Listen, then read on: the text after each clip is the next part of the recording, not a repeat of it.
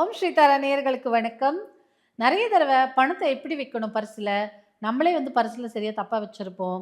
எல்லாருக்கும் ஒரு பழக்கம் என்ன இருக்குன்னா, இப்படி நீட்டாக வச்சுக்கிறது, இல்லை இப்படி மடித்து வச்சுக்கிறது இல்லையா?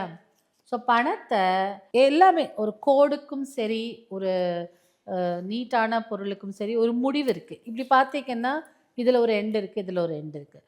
உங்களுக்கு முடிவே இல்லாமல் பண வரவு இருந்துகிட்டே இருக்கணும்னா, பணத்தை இப்படி சுருட்டி வச்சுக்கணும். இப்படி சுருட்டி வச்சுக்கும்போது சர்க்கிளுக்கு மட்டும்தான் முடிவில்லை இல்லையா? அது சுற்றி சுற்றி சுற்றி எத்தனை மணி நேரம் போயிட்டே இருக்கலாம்.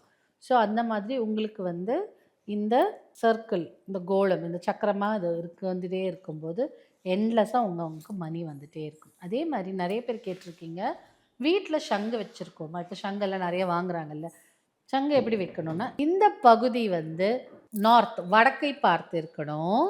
இதுக்குள்ள சங்குல எது போட்டாலும் ரெட்டிப்பாகும், பல மடங்காகும் இல்லையா?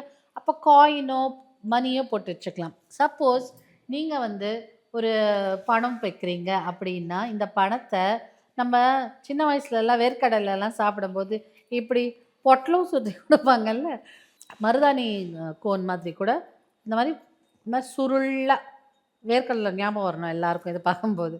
அந்த மாதிரி சுருட்டிட்டு இந்த சங்குக்குள்ளே இப்படி வச்சுட்டா போதும். இந்த கார்னர் நார்த், வடக்கை பார்த்து இருக்கணும். இப்படி வச்சு சங்கு பூஜை பண்ணுங்க. சங்கோட மந்திரம் நான் பழைய வீடியோஸில் கொடுத்துருக்கேன். அதை சர்ச் பண்ணி அந்த சங்கோட மந்திரத்தை சொல்லிக்கோங்க.